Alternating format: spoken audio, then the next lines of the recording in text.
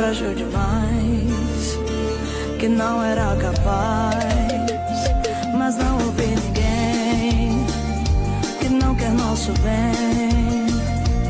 Eu me dediquei, por nós dois lutei. Eu e você.